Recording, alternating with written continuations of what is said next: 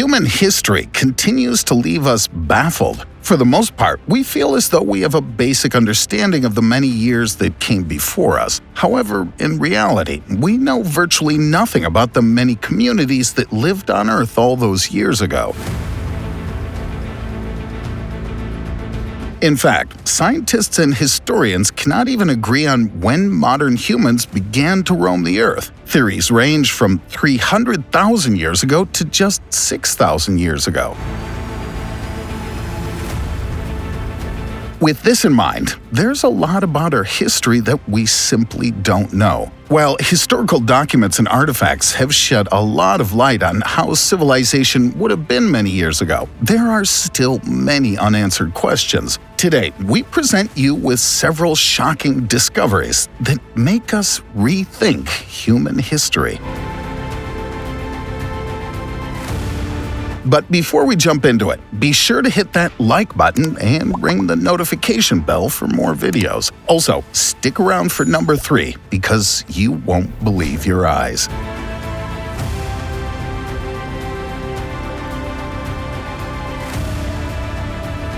200-year-old monk.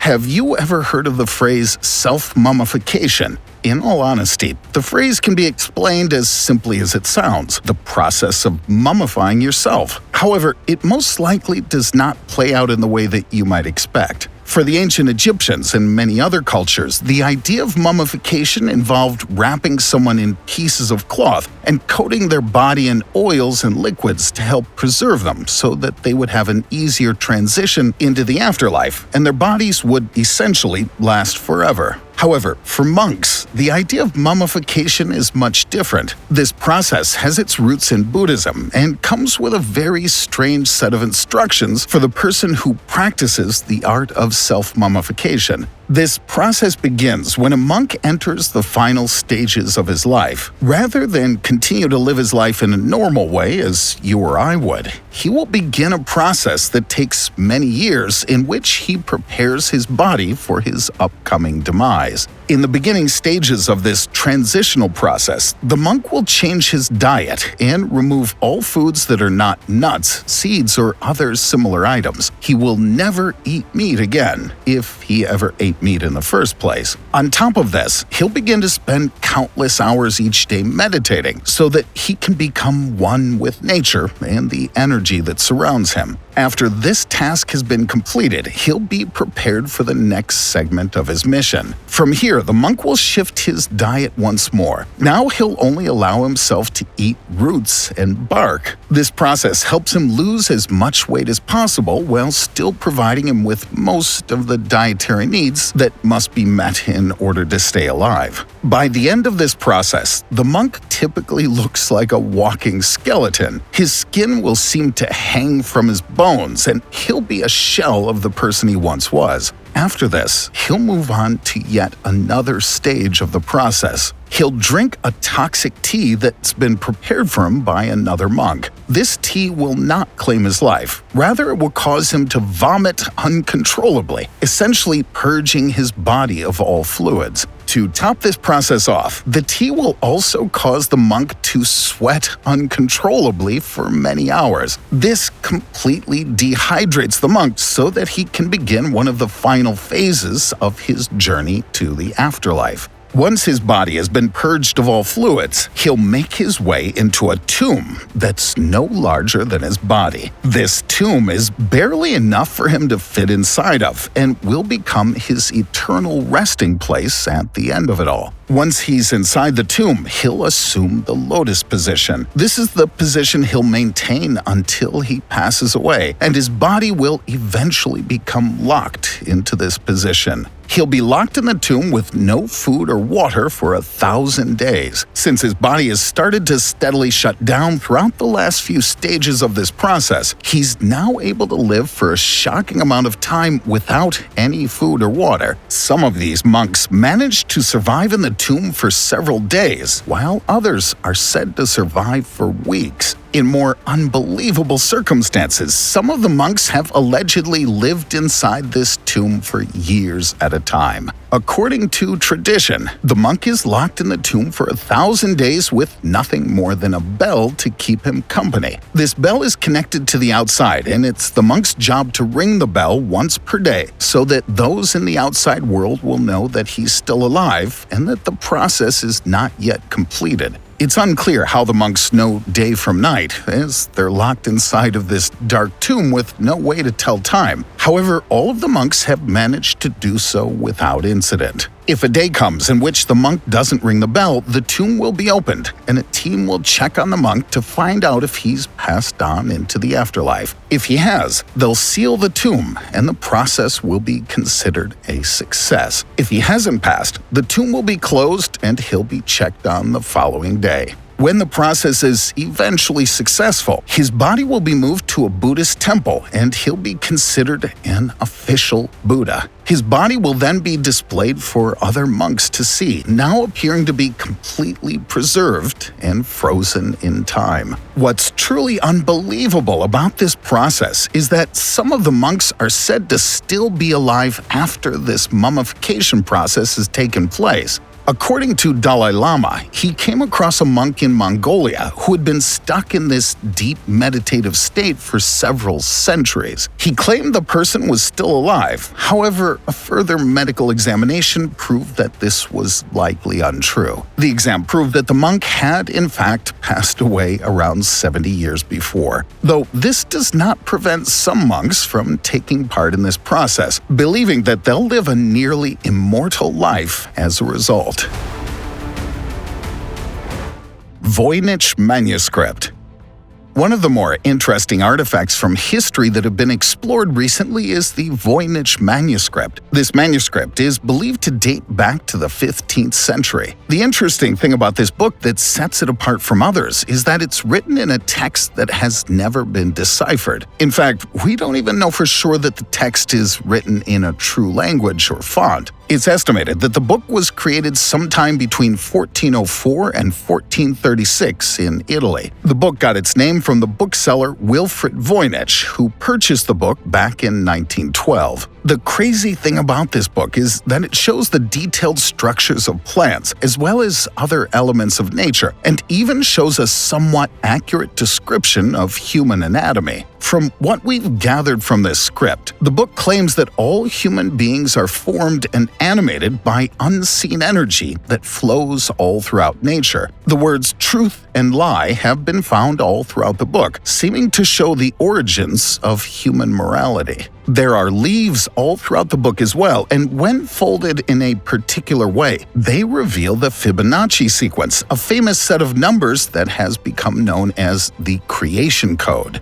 This code can be found all throughout the universe. Anticatherine mechanism.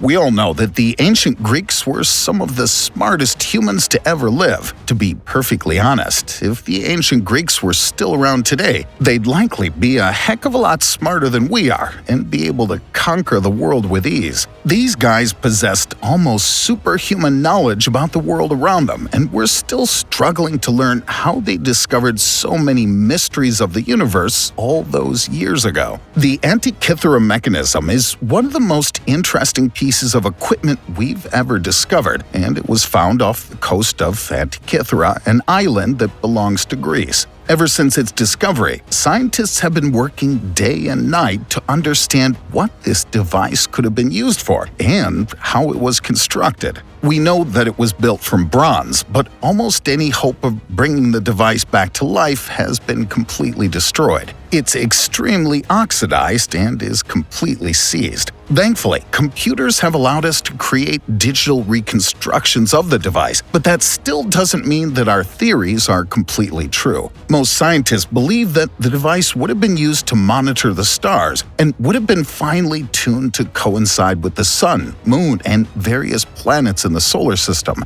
The mechanism would have helped the Greeks to better understand the movement of the planets and help them cultivate crops based on the incoming seasonal changes. This theory continues to claim that the device would have also functioned as a calendar, and that it would have been used to create solar calendars, lunar calendars, and even a 4-year calendar. Still, we don't know any of this for certain, but research is still ongoing, and we could eventually have an explanation about how this device was built and what it would have been used for. For the moment, we're left with nothing more than guesswork by scientists and experts, but there's a lot of hope that this device will be deciphered once and for all in the coming years.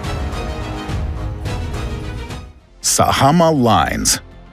This is one of the biggest mysteries we've ever uncovered, but we still don't know the story behind it. Known as the Sahama lines, these lines are actually long stretches of road that have been carved out of the undergrowth. Thousands of years ago, humans had incredible mapping abilities that we're still yet to understand. We were able to create amazing, accurate maps and make our way across landscapes in ways that we couldn't even imagine to this day. The skills that were required for this remain unknown, but it seems like ancient humans may have had access to long-forgotten knowledge that may have helped them on their journey. The Sahama lines are no exception. These lines are a network of thousands upon thousands of paths that extend over a straight stretch of land and do not turn, bend, or waver in any way. In total, the lines cover an area of about 22,000 square kilometers. Our research seems to claim that the lines may have been used to help indigenous people navigate the difficult terrain at least 3,000 years ago, but we really don't know for sure. To put this into perspective, imagine you took a stick and drew a line in the sand for about 10 or 20 feet. While the line may seem straight as you're carving it, when you stand back, you'll always realize that the line bends a little bit.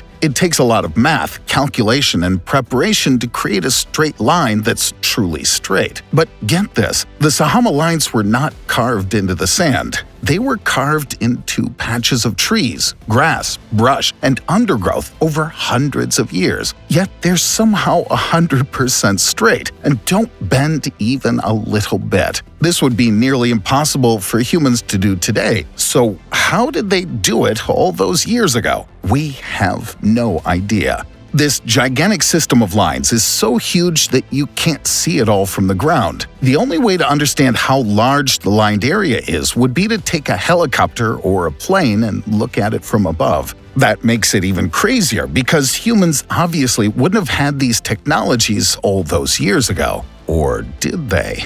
Either way, we have no idea what these lines would have been used for, but it would make sense that they could have been used to make navigation a bit easier. The other option is that they were used for rituals or religious ceremonies, but this is just a guess. Ultimately, we have no idea. What's even more interesting is that if you took all the lines and put them together end to end, they would reach over 16,000 kilometers. That's insane! We may never know the true meaning behind these lines, but their impact will live on for many years to come as we continue to investigate them in the coming decades.